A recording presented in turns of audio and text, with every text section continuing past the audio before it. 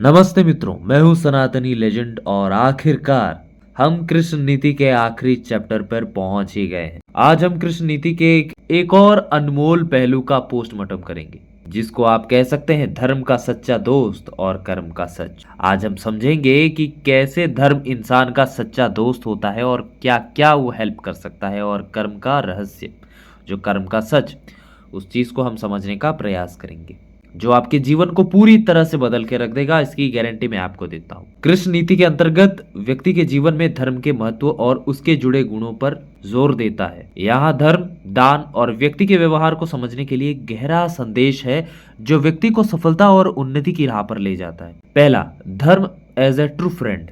कृष्ण कहते हैं कि धर्म ही एक ऐसा सच्चा दोस्त है जो इंसान को पवित्र बनाता है, उसके बुरे कर्मों को मिटाता है और उसे महान ऊंचाइयों तक ले जाता है। यहाँ यह बताया गया है कि धर्म व्यक्ति के जीवन में एक महत्वपूर्ण रोल प्ले करता है। दूसरा, पब्लिक कन्फेशन एंड एक्शंस। अगर कोई इंसान अपने बुरे काम की सबके सामने काबिलियत, जो अपना जो बुरा काम है वो अगर सबके सामने कन्फेस करता है, तो उसके गलत कर्म मिट जाते हैं। और अगर कोई अपने अच्छे काम का घमंड करता है तो उसका अच्छा कर्म बेकार हो जाता है। यानी अपने कर्मों का दिखावा करना हमेशा नुकसान ही पहुंचाता है। तीसरा आता है टाइप्स ऑफ डोनेशंस। दान के 3 प्रकार। पहला आता है सात्विक दान, जो दान खुशी के साथ बिना किसी लाभ के किया जाता है, उसको हम सात्विक दान कहते हैं और उसका फल सबसे उत्तम होता है। दूसरा, राजसिक दान, जो दान किसी फल की इच्छा के साथ या फायदा देखकर किया जाता है, उसका फल मध्यम होता है, मीडियोकर होता है। तीसरा है तामसिक दान, जो दान गुस्से या तिरस्कार के साथ दिया जाता है, अपमानजनक रूप में दिया जाता है, उसका फल सबसे बेकार आता है। कृष्ण ये कहते हैं कि दान उसी व्यक्ति को देना चाहिए जिसे जरूरत है, जो गरीब है, ना कि उन्हें जो दान लेने के लायक ही नहीं है, जैसे रिश्वतखोर। ठीक है, मतलब उन लोगों को दान नहीं देना चाहिए। सबसे बड़ा दान किसी को खाना खिलाना या जमीन दान करना होता है। गुड कंडक्ट वर्सेस वैदिक नॉलेज। कृष्ण ये भी सिखाते हैं कि अच्छा चरित्र वेदों के ज्ञान से भी ज्यादा महत्वपूर्ण है। एक अच्छा इंसान चाहे अनपढ़ हो, उससे बेहतर है जो ज्ञानी होते हुए भी कैरेक्टरलेस हो। यानी व्यक्ति के ज्ञान से ज्यादा उसका व्यवहार जरूरी होता है। अगर कोई व्यक्ति ज्ञानी है तो उसी ज्ञान को वो इम्प्लीमेंट करता है। अगर कोई व्यक्ति ज्ञानी होते हुए भी अगर वो इम्प्लीमेंट करता नहीं, तो वो बेकार है, कैरेक्टरलेस है, किसी काम का नहीं है, कचरा है उसमें जो ज्ञान है पड़ा है।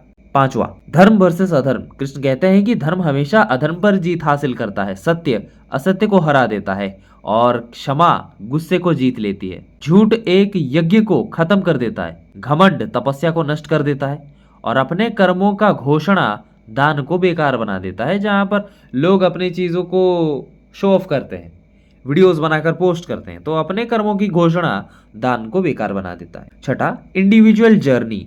एक व्यक्ति अकेला जन्म लेता है और अकेला मर जाता है, उसके साथ सिर्फ उसका धर्म जाता है।